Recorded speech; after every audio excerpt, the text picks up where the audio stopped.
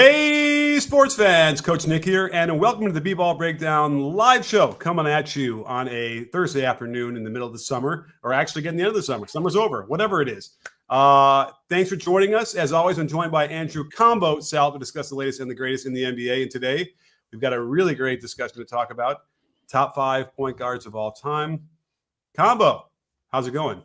All is well. Been traveling, doing my media runs. Was in Atlanta at a Vest Fest. Went out to watch the Taquan Zimmerman All-Star game and All-American game in Connecticut. Had a nice conversation with Alan Houston. You could catch that on my podcast and some of the All-Americans there. Yeah, it's been good. It's been busy.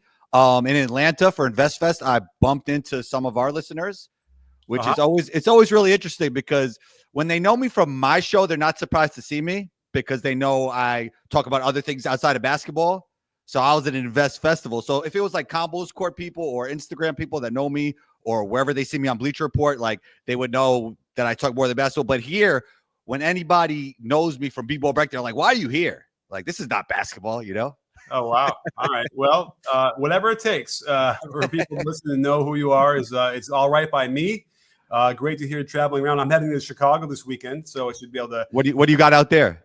You know, I'm visiting some family, and that's about it. So if anything going on that's fun, let me know. I want to, you know, that's where I'm from, but it's been a while. I haven't been back. I don't know where to go, what to do. So, you know, if you're out there, let me know.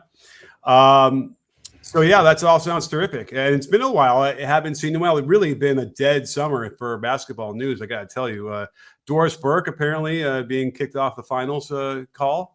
Well, she got an extension, but yeah, they demoted her in some ways. So. Yeah, I mean, listen, Legs is great, and he's now coming back full throttle, and they need to find a place for him. So that's what happens.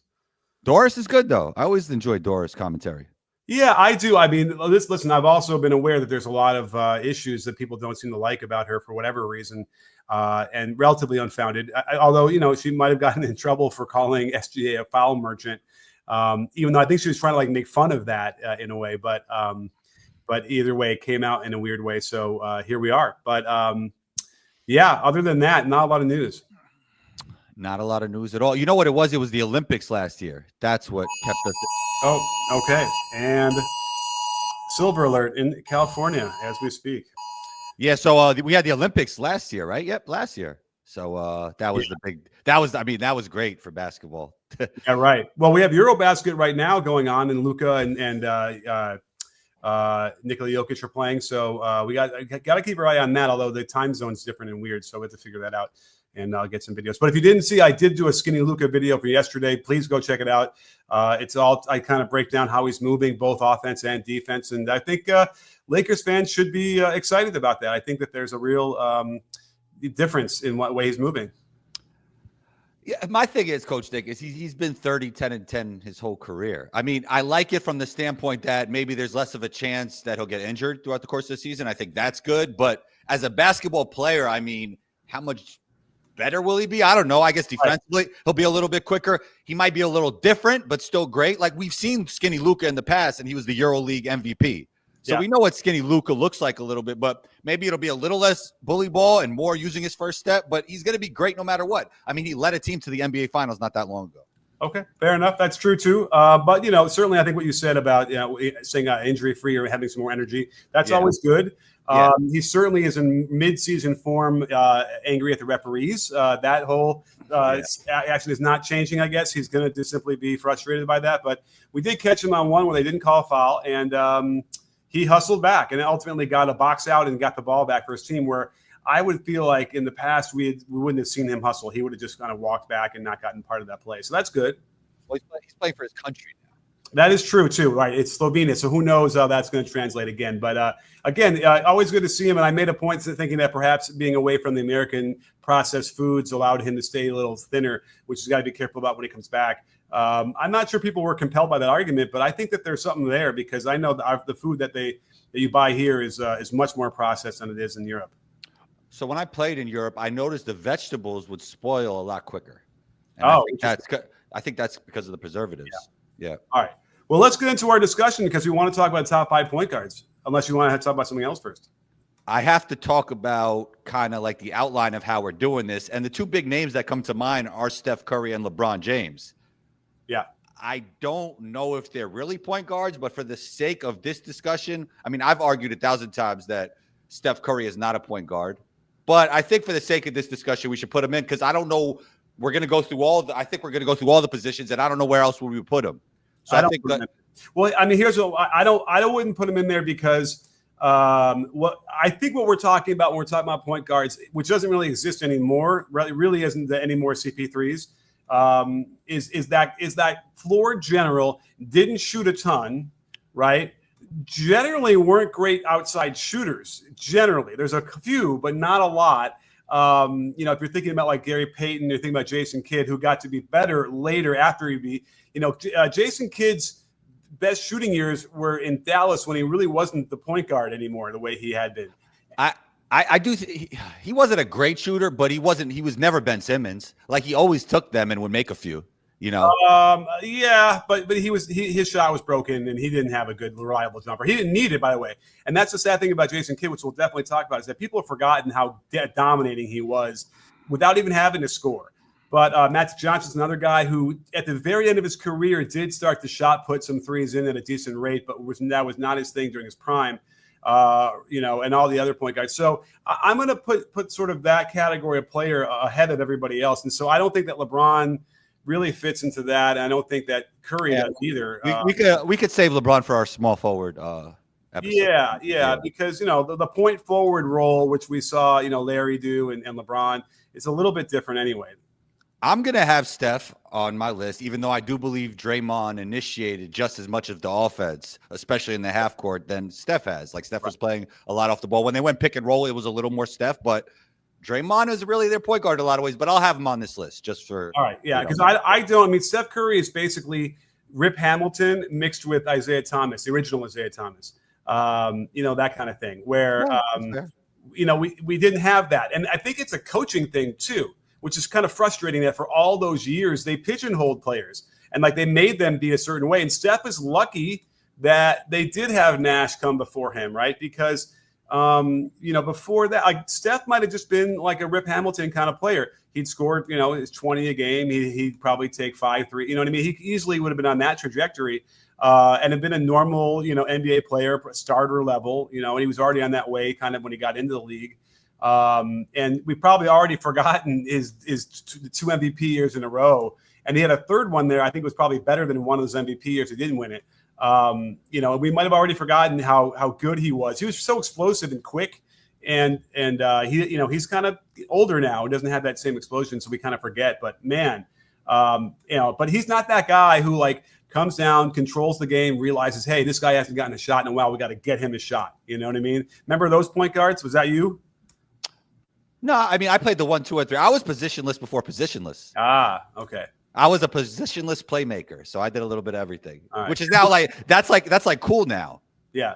Like, so I was always better with the green light than playing a role because I like to have the ball and I like to do everything, Yeah. And remember, when I was growing up, the point guard role was exactly that. You had to get it across half court, initiate the offense. And there's a lot of responsibility there because depending on where you pass the ball from and who you pass it to dictates a lot of the rest of the possession. 100%. And so to do that, it kind of made sense that you wouldn't necessarily get the ball back a lot and get a lot of scoring opportunities. But you had to figure out how to make the most of it. And then, Nash kind of comes in, I would argue, with the modern game, with what D'Antoni was running. And that sort of finally opened up everything with the 5-out and got that going and allowed other players to kind of flourish, when they definitely would not have in the past.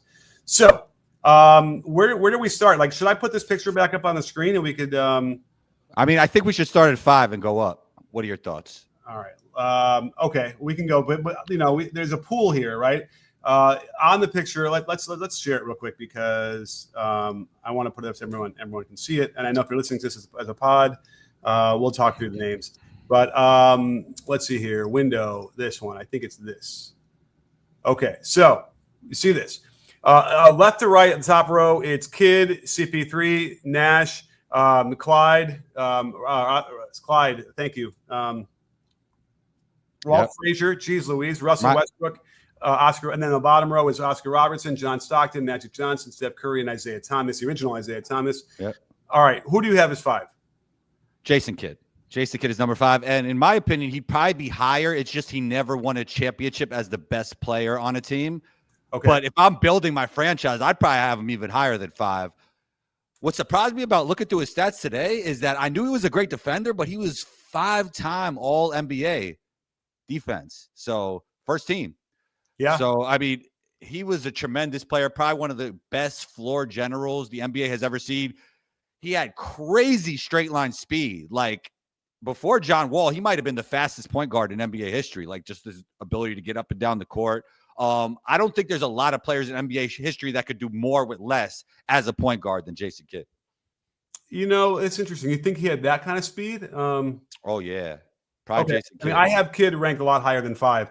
And I think people have completely forgotten because he was dominating on both ends of the floor. So defensively, he would take teams out of what they were doing, denying passes, getting steals, rotating and help because he was big. He's like, 6'5", so he could actually rotate. That's another thing. We'll get into that about Magic too. But so defensively, it's like when you are 6'5" or have that size and he's big, you can definitely – a lot of times you're guarding a guy who's in the corner, which means you're the weak side, help rotation man, which would be nice if it's a bigger player. So it's an advantage over the smaller guards who have to rotate and have to be powerless against whoever's running down the lane that way. But before we get going on this too far, we have our first super chat, and I forgot. If you have a question or you want your question or a comment or anything, or you may be part of the discussion, super chat's the way to go over on the YouTube side. So feel free to jump in there. And Drewski is with us to start off. Thanks so much, Drewski. Really, really appreciate it and incredibly generous of you. Wow, thank you so much.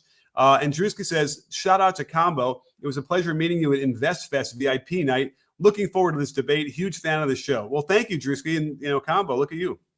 Thanks, Drewski. Really appreciate you. It was great meeting you out in InvestFest, and we really appreciate the super chat. And thank you for tuning in, bro. Really appreciate you. Thank you. No, it's not the Drewski who's that guy who's a famous guy, right? Drewski's probably famous in his own right, but I don't think it's the heavyset fellow you're thinking about. Right. That's his name, right? Drewski. I don't even know. I haven't or anything, but yeah. Well, one day I'm going to run into that guy, right? And he's why is he famous again?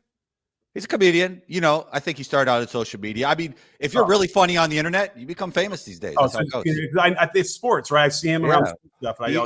He was actually in the Giannis commercial I was in. So that's right. You co-starred with him. There we go. I was a construction worker hooping. That's right. So anyhow, all right. So thank you, Drewski. Thank you. We appreciate you. So I guess we'll have to figure out how we want to do this because, if I had Kidd higher, but you bring him up first, we'll just talk about him and we'll kind of analyze what we're talking about. Yeah. And you could go with your number 5, whatever you're ready. Yeah. I mean, because full disclosure, he's my number 2. No, come on, Coach Nick. What are you doing? You don't take the cat out of the bag. What are you doing? You got to say, don't tell people what you got. All right. Well, I'd say it was higher, and there's only a few other spots to be in. Oh, come on, Coach Nick. Why is my alarm system calling me right now? I'm a little concerned, but let me just send it. Well, here, talk about Jason Kidd for 1 second. I think I said, I would have him higher than this, but just never won a championship as the best player on it. He did win a championship with Dirk. But obviously that was later in his career. And look, his biggest weakness was the jump shot, and he became the all-time three-point leader at one point. So, I mean, talk about turning your weaknesses into strengths. I mean, phenomenal. Here's the interesting thing about that, because he wasn't a great shooter up until the very end of his career. And I wonder if it's related to the fact that, you're constantly, for the traditional point guard, and we see a lot of the traditional point guards were not shooters. So if you look back, Oscar Robertson wasn't, John Stockton wasn't, Magic Johnson wasn't until the end of his career. Russ wasn't, if you were looking at this list. Clyde was actually not bad for the mid-range. Not great. Isaiah could shoot.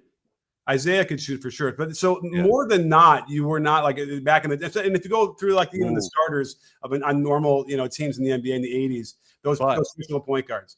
Sorry to cut you off. They didn't get any catch and shoot opportunities. They'd be bringing the ball up, and they had to get the ball coming, and they would rarely get a chance to spot up and get another 3 or get a shot. Yeah, sorry to cut you off. But the guy we're looking at right in the center of the screen was a point guard and one of the greatest shooters in NBA history, Steve Nash. But that was a little bit later. Yeah. I'm going to do this because I'm realizing that we have coming up in 1 minute, and I want to make that. I'll get out there. We'll get to Nash certainly in a minute, but let's do this while we're here. Okay. Now, We'll get the clean version of it. Okay, so all right, so we kind of covered Jason Kidd, and again, I got to stress if you don't know, you got to go back and check out his footage because he just control everything. Now, interestingly enough, he did get to the finals with a pretty weak Nets team twice. But they ran the Princeton offense, which I really find fascinating. I kind of now want to go back and break some of those games down because the Princeton offense doesn't normally reward like a good traditional point guard with that kind of role. Usually they really are off ball and they don't get a chance to be as impactful. But I remember for sure that he was causing all manner of havoc and was the reason why they got to the finals.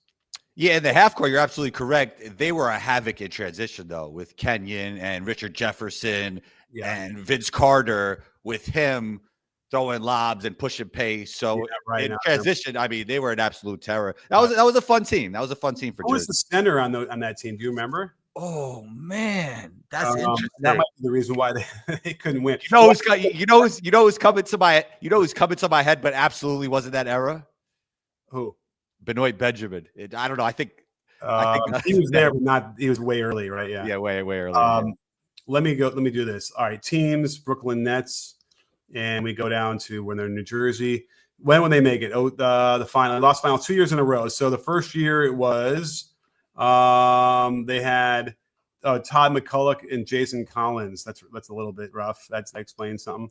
And then in the second year they had they had Kerry Kittles. Yeah, they did have Dikembe. Now I remember. Dikembe, I feel like they lost in the finals to the Spurs. Okay, I remember Dikembe going against Shaq in the finals. That was probably against the Sixers earlier than that.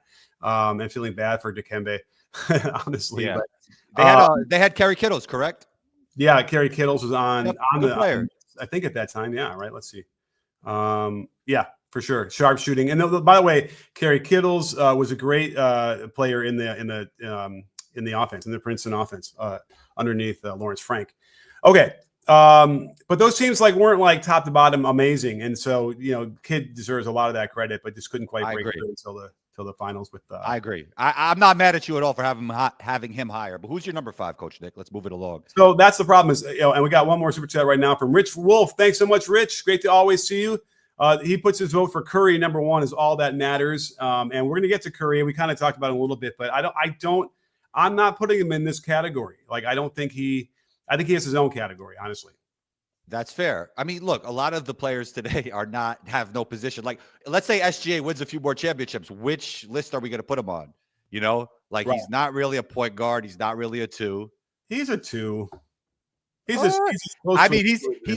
coming off a lot of pick and roll to be like a 2. He's not doing that Richard Hamilton stuff you're talking about. That's a classic 2.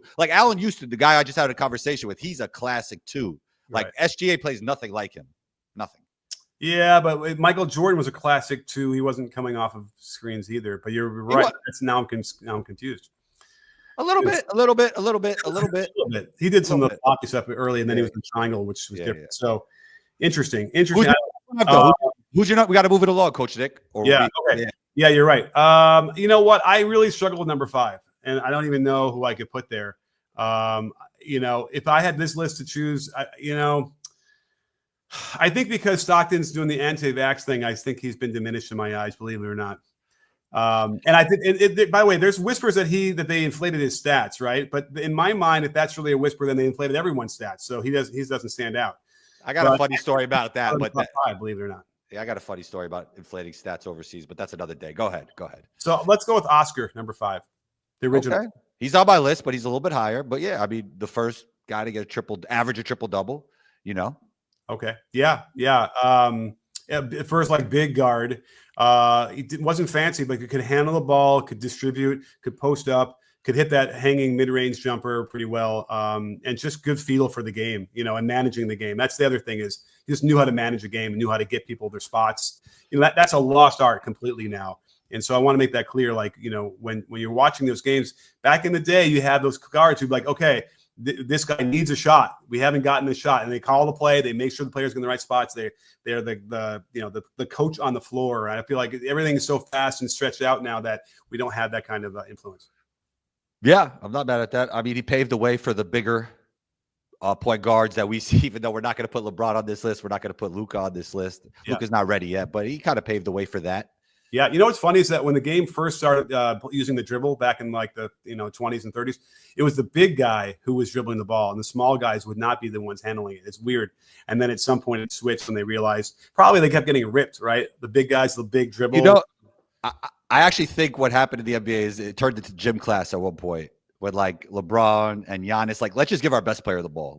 I don't care what position he plays. It doesn't matter how big he is. Let's just give our best player Harden. Yeah. Russell Westbrook. It's like, let's just give our best player the ball. And that's what that's how Oscar got. That's how Magic got it again, because Magic would have been a post player, and he was a post player, but they would have parked his butt down the low block. They would not let him dribble the ball. It's crazy. So thank goodness that we had players that were willing to buck the mold and perhaps ignore the coach, or we had coaches that finally few and far between who were progressive and understood the value. So, okay, so let's go to your number 4.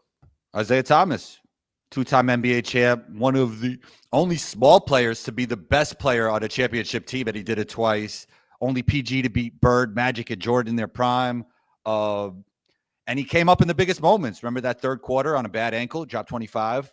Yeah. I mean, he's probably underrated. Maybe I'm even underrating him at 4, but just an absolute great player. And as we just talked about, one of the only point guards earlier on to be a great shooter scorer as well. I agree. He's my number 4 as well. And again, it's someone who's kind of drifted off into obscurity. People have forgotten. But his handle was kind of like Kyrie, and it didn't need to be fancy, but he could be fancy. But he didn't always sort of drop it when like you do see as much maybe now. But just incredible, and he could shoot the ball. Like I know you might look at his 3-point percentage, but it was, again, he took like 1.4 a game for his career, which is absolutely criminal. He was a really great shooter. It would take those long twos. And I'll tell you this, he's a great shooter when being in Chicago Stadium throughout the whole 80s. Whenever the ball got swung to him and he caught it and shot it from 22 feet, the whole crowd would just groan because they knew it was in. That's how you know you're a good shooter. So you have to ignore the 3-point percentage you might see in the stats and know that he was really great. And if they would have let him shoot for threes, oh my God, he would have been even better. Yeah, it makes me. I mean, it's a totally different conversation, but that's kind of like KD, right? Like when it's going up, you're like, oh man, it's over. Right. Yeah. He had the KD treatment for sure. Yeah. And he, as a Bulls fan growing up, like he tortured us. And he's a Chicago guy. He came from Chicago. He was, and now he's kind of vilified because what the Pistons did was, it's so funny that everyone's going to complain about how OKC plays defense now. And it's like they have no idea what it was back in the day. I mean, what the Pistons did and the blueprint they laid out for the bad boy Pistons was so bad. I mean, I always felt it was bad, but it was so physical. Whatever OKC was doing is ridiculous. Like it's nothing. Like they're playing even that wouldn't even been normal defense. That would have been light defense in the 80s. And so, but what they did and how they would, they were kind of dirty back then. And Isaiah was one of those guys. But it just kind of hid the fact that he was as skilled as any guard we've had in the league, and he could do everything. Yeah, I totally agree. I love that they embraced that villain role and they almost made it cool. It's almost like I don't want to talk about wrestling too much, but it's like they were doing like the NWO Attitude Era before that was cool. Like they really embraced that villain role and made it a cool thing. And I love that about him. But I mean, Isaiah Thomas is really underrated, and maybe we're even underrating him here. So yeah. Yeah, absolutely. So I agree. So that's great. We have some alignment now on number 4. Number 3. I'm gonna go with Oscar Robinson. We talked about it. First player to ever average a triple double. He was 25, 9, and 7 in a era where, like, now that's incredible, but even back then it was even tougher to do. And he was the guy that got Kareem his first title. Yeah. So he was playing point guard. He put Kareem in the right spots, just like Magic did later in his career. And as I said earlier, paved the way for guys like Luka and LeBron, that bigger, stronger point guard. Yeah. Well, I mean, okay, but let's not forget it was at the way end of his career where he was just kind of a steady and solid player, which they needed. They needed that backcourt presence because. Well, he was their second best player, though, right? Clearly, he was their second best player, even at that point. Well, on that team, there's another player. Now I'm forgetting who it was, but Kareem was so good, just a head and shoulders, except for maybe like Wilt, who was already at the way end of his career, but had the size. But he was that, and that. Don't forget that position. The center position was the premier position where night after night you're going up against some really great players, and he stood out even amongst them. Yeah, so I'm not gonna. I never seen it live, So you might have more insight on the way that finals went before. I don't know if you did. I don't want to age you. I mean, I wasn't even born yet. I was just Okay. yeah, for the Bucks title, yeah, back then. Yeah, that was way before I was born. So, but yeah, we got to give the legends their credit. Yeah, absolutely. So a good call on that one. Wait, so I'm sorry. Where are we? You're Oscar number 4. So I talked about Oscar, or I'm sorry, number 3. Yeah. Who's my number 3? My number 3 is Steve Nash. Wow. Yeah. That high. Yeah. Wow. You're erasing a few. Well, you don't have Steph Curry on your list, so that makes it a little bit better. Yeah, Curry is not there, so I'm going. Well, I mean, listen, who am I erasing? I'm erasing Stockton. Probably. Yeah. We wait. Just yeah. Oh, okay. But I'm telling you, I guess now you know Stockton's not in my top 5. Or I mean, I know I put Oscar at 5. I guess I could put Stockton there too. I don't even know why. And someone's wondering why anti-vax is the problem with me. And I can just tell you, it's because I'm pro science. Okay, so we just lost about 10 viewers combo. But how many lives have we saved with vaccinations? So nonetheless. So are you saying you're losing followers to save lives? I'm losing followers to save lives. That's right. Do the right thing. Yeah. Listen, I just spent this morning having to record my political podcast and discuss what they're doing at the CDC, and it's frightening. So don't do your research, please. Just there's science out there. It's there. Please listen to your doctors. All right. So I'm going with, who did I say? Where am I? Steve Nash. Steve Nash. Steve Nash, two MVPs in a row, a third where he probably could have won it. It was even better than one of those MVP years. Ushered in the modern game, if you will, with D'Antoni, and we owe a lot to him.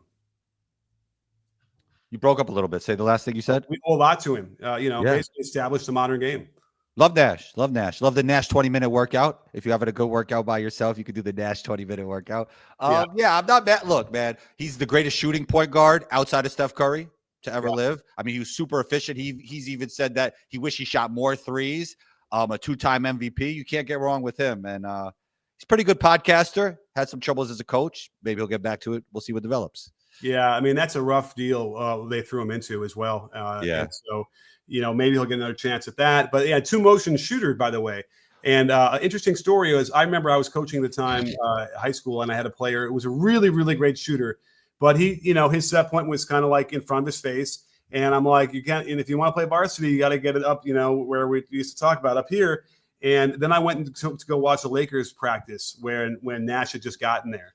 And he's literally 5 feet in front of me shooting. And I'm like, he's shooting it just like the kid. I'm like, like a little kid, setting it in front of his face and pushing it. And I'm like, who the hell am I to tell some high schooler who's actually making a lot of shots that he can't shoot like the best shooter of his generation, So luckily I saw that and I let it go. I'm like, please, just you keep shooting the way you want to shoot. No, don't worry about me. No one's going to block that.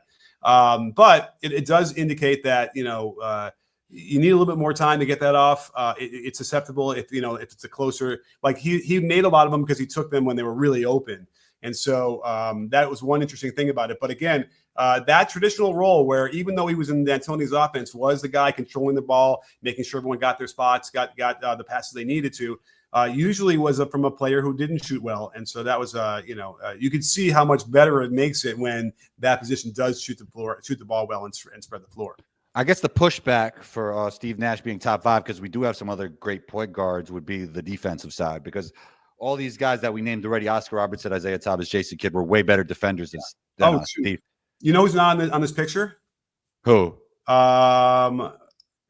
Is who? Harden? No, I wouldn't put him in this category either. Yeah, two guard. That's fair. I don't think, honestly. Who's he better than here? Who's he better than here? Him and Russ are close. I mean, I got roasted when he got elected to the Hall of Fame, and I kind of mused on Twitter, like, why exactly did he make the Hall of Fame? And here's the thing that's interesting about that. At that time when he was playing, in being in the Midwest, it was hard to see a lot of games from the West Coast teams. So he kind of shows up a little bit unknown to me in 1996 in the finals. I mean, I knew him from before. We had seen some of the playoff series earlier in the decade. But he comes in, and I mean, I got to tell you, when I watch those games, if you're asking me, for the most part, like who was the Hall of Famer on that Seattle Supersonics team, it was Sean Kemp. Like he's the guy that was overwhelmingly talented and dominating at times. He didn't play great in that series. Now, for me, what you had in Gary Payton was tough, hard-nosed, great defender, can't shoot, decent passer, decent dribbler, right? Like, but that, I don't know, I'm describing a lot of guards. So I never quite understood. I get it. Like, listen, he played a long time. He got a title with Miami. I get all that. So he checked enough boxes so he gets in the Hall of Fame. But I don't know. I never walked out of a gym having watched Gary Payton and been like, man, I just saw a Hall of Famer play. I think he's a Hall of Famer. I'd also say what you forgot is he's the greatest trash talker of all time. Yeah. Okay. I mean, for whatever that means, does that get you in the Hall of Fame? Well, I would say that everybody on this picture is probably better than him, but Gary Payton was great. Yeah, interesting. I mean, was Gary Payton better than Russ? He never had this, like Russ. I think Russ's stats separate him. Just the stats alone. Yeah. Okay. And the MVP. I mean, yeah, he got. I mean, yeah, okay, fair enough. I mean, sheer force of will. Okay, but GP is interesting because he's a guy who. I mean, listen, he was the best defender at that position for 8 or 9 years, probably, whatever that was, and so that's also something that needs to be respected for sure. And we got a great meme out of it with Jordan laughing, right? When he was like, "Yeah, I would have guarded Jordan better," Yeah, right. He's laughing at the laugh. Yeah, the rewriting of the history of that finals is very interesting, to say the least, and how they were trying to make it seem like Gary Payton wasn't guarding him.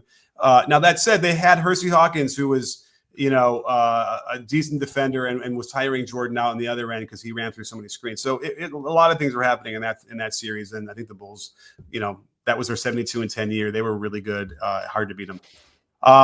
Okay, who did we talk about? Your number 3? Yes, my number 3 was Oscar Robertson. Okay, all right, great. So that means we had number 2. Yeah, who would you go with? Because I know mine's going to be different than yours. Well, so we talked about mine is Jason Kidd. Wow, Jason Kidd. I'm not mad at it. I thought I was the Jason Kidd guy, but you're making me seem like I'm not now. I know. I was like, so look, I was on Bleacher Report on House of Highlights, and I was saying like I think Jason Kidd could do more with less than Steph Curry, and I think people thought that was crazy. So I'm a Jason Kidd guy too, absolutely. But defensively too. I mean, I know Gary Payton's getting all the flowers for defense, but like Jason Kidd was every bit as good as that, and he would disrupt teams. Like Scottie Pippen was probably the only other player I can remember who could literally disrupt an entire 5-man offense by himself, and I felt like Kidd could do that. IQ off the charts. Yeah, I agree. It's just the feel for the game, and it's interesting because he wasn't that aggressive looking for his shot. He wasn't, selfish that way. He really made sure to include all his teammates, and that just made him that much harder to guard. But he could finish either hand at the rim, and he could finish in the in the basket area. He certainly couldn't get outside, 15 feet, shooting wise until the very end of his career, when he wasn't really a point guard anymore for that Mavericks team. But I think it's gone into obscurity. People have forgotten for whatever reason. He's still coaching. He's still in the conversation, but people I feel have completely slept on his game. Yeah, one of the greatest passers to ever live as well. And not only the flashy passes, like he always made the right simple pass as well.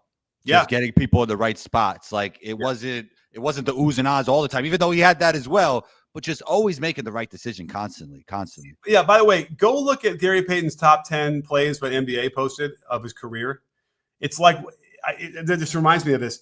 The top 10, as the plays get closer to number 1, they kind of get worse. It's really interesting to me. I got to finish watching the last couple, but you see in there a couple of these passes he makes that are like trying to be flashy that end up being like, you didn't have to do that. It's not like threading the needle. It's not on time on target. It's just like, I'm going to go from behind back to front between my legs, bounce pass because I'm trying to just, be flashy. It was weird. It's not like what you see with Jokic, who is doing stuff, that create wide open threes through threading a needle. Could he be a top 5 point guard? That's an interesting conversation. Yeah. Now, Jokic probably is a lot closer to being that traditional position than anybody. Then who's on this list? Then Russ? No. Then he's a point center.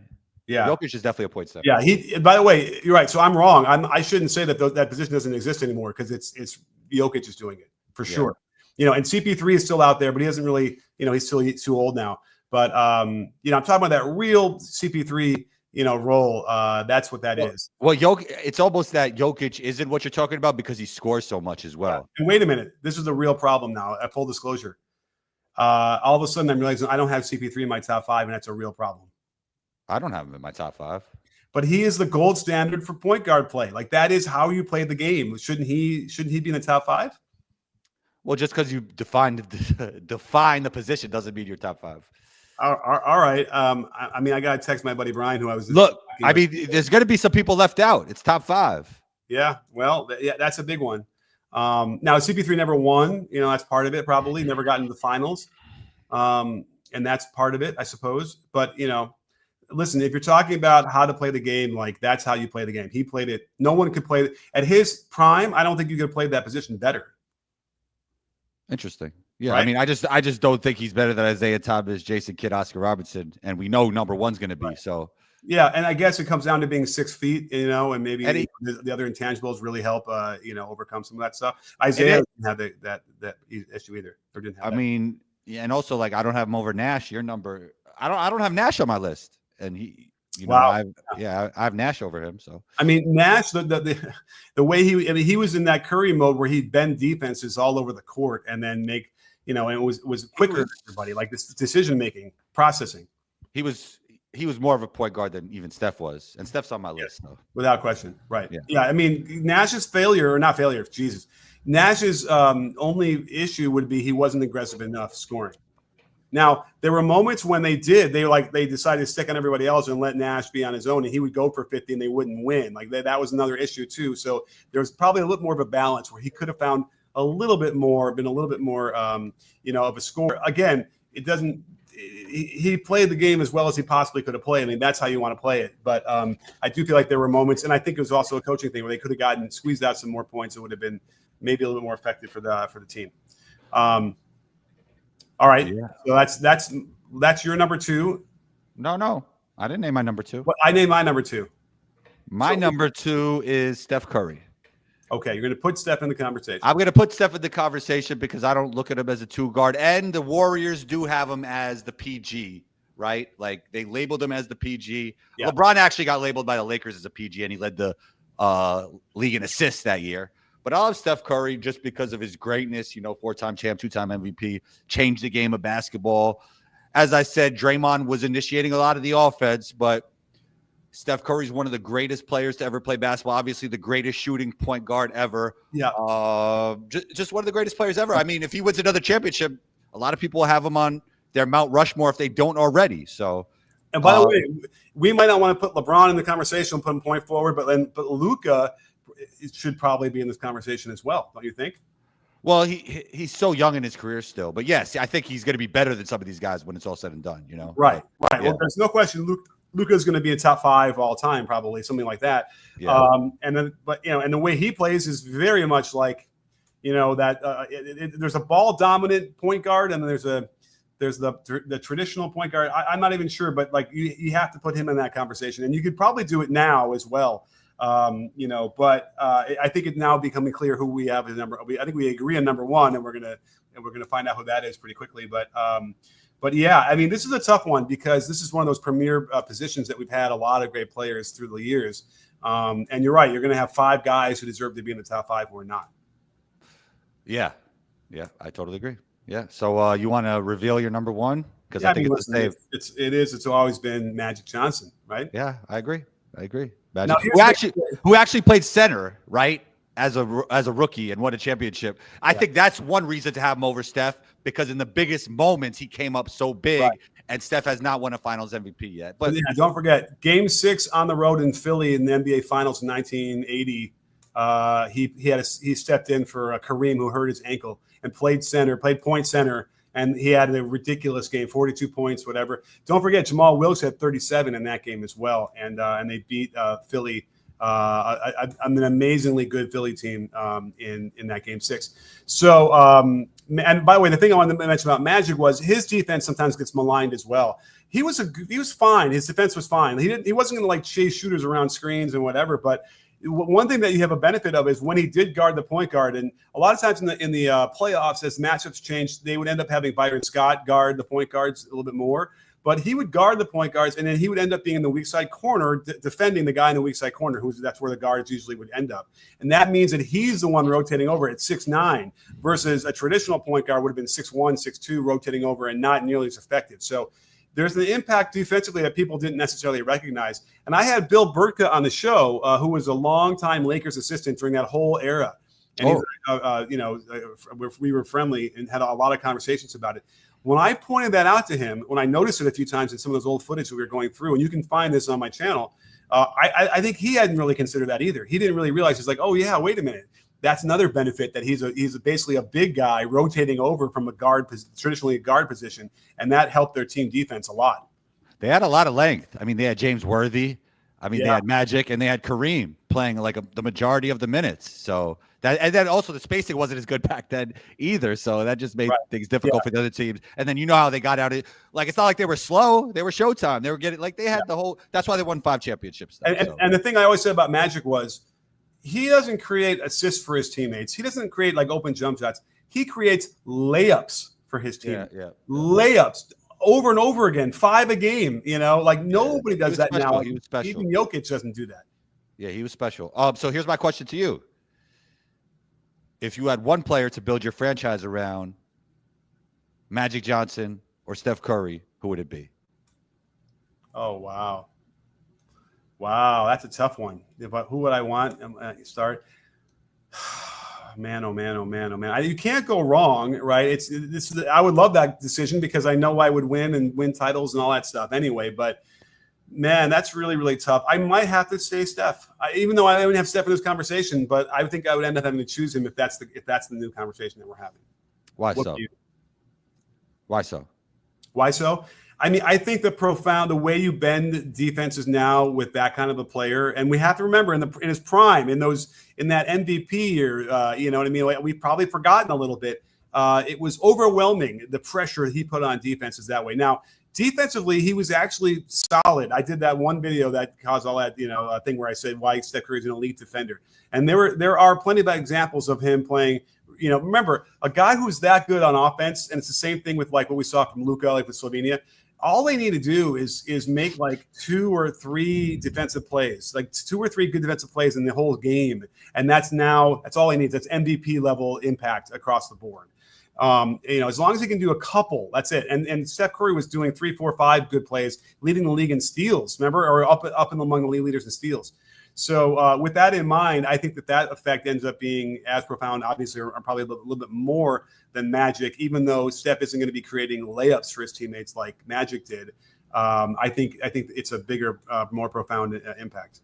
I would build around Magic Johnson because I believe there are more ways to win a championship building around Magic than there is around Steph. I think Steph did find himself in the perfect situation, playing with the second best shooter of all time, and then also playing with a guy who could initiate offense and be the greatest defender, one of the greatest defenders in NBA history on the other side, kind of cleaning up a little bit of what he didn't have. So I think it was like a perfect storm for Steph Curry. And like what you were saying earlier, like I think if you put Michael Jordan, even Kevin Durant, LeBron James, Kobe Bryant in any situation, they're all-time greats. They're top 10, most of them. Some people would say KD's not, but you know what I mean. But Steph Curry, I don't know if that's the case. Wow. Now you're saying Steph Curry was carried by his teammates to titles. Look at that. I think it was a perfect storm. Perfect storm, AKA, if you read between the lines, he's trying to say that he was carried by. Yeah. Well, that Scotty guy was really good too, and that Rodman, like they carried Michael in the last 3. There are some stats that I'm getting. Like some people like just say I'm the LeBron guy for no reason, and they send me these things that Michael Jordan had the worst supporting cast in NBA history. Well, I will say that there's a rewriting of that as well that made it seem like his cast was like amazing out of this world, that LeBron never had that kind of cast. And that was never the case until LeBron, the legacy started coming up. And listen, I think it's all clear, right? LeBron legacy people, need to figure out a way to get Michael's legacy to be lower, right? If they want his LeBron's legacy to eclipse Michael's. So, and by the way Luka is moving and he's going to play any kind of defense like that for the Lakers, and LeBron might have one more shot to get that title. LeBron, what are these stats? Because Michael Jordan's supporting cast wasn't that bad. Chauncey Billups had less of a supporting cast than Michael Jordan. Well, I mean, it's a little bit, what Tony Kukoc and Scottie Pippen is one of the greatest players ever. Yeah, he was up there. Tony Kukoc was very underrated. Ron Harper was very underrated. Horace Grant was great. Dennis Rodman's one of the greatest rebounders ever, one of the greatest defensive players ever. Okay, well, don't mix teams, but yes, because Horace Grant was from the earlier. Well, I mean, I'm just saying, like, out of these championships, like, he had guys. I mean, look at the first three. You had Horace and Scotty, and then you had, let's see, from that group, John Paxson, B.J. Armstrong, Scott Williams. I mean, those are role players of the role players. You know what I mean? Like, they're fine, but clearly top heavy. And Michael was the guy who was willing them, to overcome some much better teams without question. Some of those Detroit teams were better that they ultimately beat, or the one they beat, and then they faded into old era age. But let's see, who else do they have? Those Knicks teams. I would argue the Knicks teams probably had more talent across the board. Than who? Than the Bulls in the early 90s. Well, I mean, yeah, but you do have Scottie Pippen, who was clearly better than everybody on that team, even Patrick Ewing. No, he's come on, Patrick. You got to get Patrick number 2 in that series. Okay. So the year that Michael Jordan wasn't there and Scottie was by himself, who was better? Oh, by the way, the Bulls should have beat them. You're right. And on a BS call from Hugh Hollins. By the way, they made the Eastern Conference Finals without Michael Jordan. I feel like there was something a little bit different than that with that Knicks team too, right? Somebody wasn't there. Charles Smith, whatever. Not that Charles Smith mattered or was a big difference maker, but he was good. 50+ wins, Coach Nick, without Michael Jordan. Yeah. No, yeah. The Bulls probably would have won the title again without Michael if they hadn't lost that game. I think it was game 5. Would that be bad for the people who say Michael Jordan? Yeah, it would be interesting. Yeah, for sure. I remember at the time, like looking at the Rockets, going like, I think the Bulls could have handled them. Certainly if Michael hadn't retired, the Bulls would have handled him. And then I think the Bulls could have beaten the Rockets that first year. Here's an interesting thing. Do you go back and forth with people that want to just debate you, like in DMs? In DMs? No, I don't get DMs. I don't accept DMs. Do you? No, I just like they try and bait you into like having these like debates on like they'll send me something like that, like Michael Jordan had the worst supporting cast. Like, no, I don't get into that, and no one. Yeah, luckily no one tries to bait me or even just mentions. But I would probably dip my toe to have a discussion about it if it was like a normal discussion. But those are all tough. It's like how do you ever gonna? There isn't any winning of those arguments, right? It's just sort of like that's exactly. Yeah. But sometimes you might get to a sort of a deeper understanding of coalescing the vapors of human existence in a way that we can understand something more. But it's part of your life, right? Like me going back and watching, like I was watching the Menendez brothers who they killed the parents in that whole trial that happened right around the same time. And I'm watching that, and they actually reference some of the finals because they went to a finals game, and it's just like it's like reliving a part of your life. The OJ chase was in the middle of the finals in 1994. All of that is all interconnected, and so I do enjoy that and like reliving some stuff. Speaking of Scott Williams, he came over to the house. We had dinner, and we were like talking. He was talking about the Bulls in '92 and 90, whatever. It was almost like opening up not a picture book, an album, and going through your old pictures and like really reminiscing. I kind of do dig that. Well, I'm not mad at you, Coach Nick. All right. Well, let's go through the picks one last time the other way. What did I had number 5 was Oscar, and then I go, where did my list go? I scrolled down too far. Here it is. Oscar is number 5, Isaiah number 4, Nash number 3, Kidd number 2, and Magic number 1. What was your list? Jason Kidd at 5, Isaiah Thomas at 4, Oscar Robertson at 3, Steph Curry at 2, Magic Johnson at 1. Yeah, and Steph has his own play thing enshrined for some other category. I don't know what combo guard. Is he the best combo guard ever? Is he a combo guard? I don't know. Steph? Yeah, I guess so. That's a good one. Yeah, he's. Well, then who are the other? Who else applies? Michael, is he a combo guard? My guy Dana Barros, that's on combos court. That Dana Barros, right? That he'd be a he'd be a combo. He's definitely underrated combo Well, guard. it's your name. You need to have you need to know who's going to be in that. That's right. I have one of the most underrated combo guards in NBA history. Yeah. Anyway, positionless basketball is ruling, and we're not going to have to worry about it. Maybe I was ahead of my time. I was positionless. Yeah. All right. Well, good for you. And here we are because of it. Here we are. All right. Well, what else? What's we have in store for everybody as we move forward the rest of the summer? Top 5 shooting guards. And we keep going. Okay. We're gonna do all of them. We're gonna do that. Okay. Yeah. Wasn't this fun? Wasn't this fun? Tex Winter, who invented the triangle offense, was a friend of mine, and he loved to do this. He'd be like, "Okay, top 5 shooting guards." Like right now, he would do it like whatever. And I remember doing it during Kobe's prime, and would you believe I said, I don't think I can put Kobe in the top 5. And the reason why, this is back in 04, 05, whatever it was, because I was so frustrated with the way he wouldn't want to run the triangle offense. And I'm sitting with the guy that invented the triangle offense. And he must have thought I was a little bit crazy, but he probably also felt like he's like, that's right. This is my offense. He doesn't want to run it. But, that was back in the Rip Hamilton days. There were some really good shooting guards I have to go look at forgetting. Who else was back then? Remember that 04, 05? Well, yeah. In my conversation with Al Houston recently, he was saying that 90s is the golden age for shooting guards. Yeah. Yeah. I mean, 80s had some really good ones too. I mean, Alex English. He was probably a little bit more of a small forward. He was taller. Okay. He was like 6'8" or 6'7", and he shot the ball way over his head. Crazy, 2 motion. George Gervin was more of a 3. George Gervin was more of a 3, right? Gervin was a 3 for sure. Although he ended up playing 2 guard for the Bulls when Michael got hurt his second year. And that was really fun, by the way, going to those games and getting a glimpse of he was way past his prime, but he still every once in a while could break some moves out. Oh, that's dope. That's dope. Yeah. That's and dope. I've interviewed him. I have an interview. You can check out that as well of him weighing in on greatest of all time or something. I can't remember now from George Gervin. Great guy.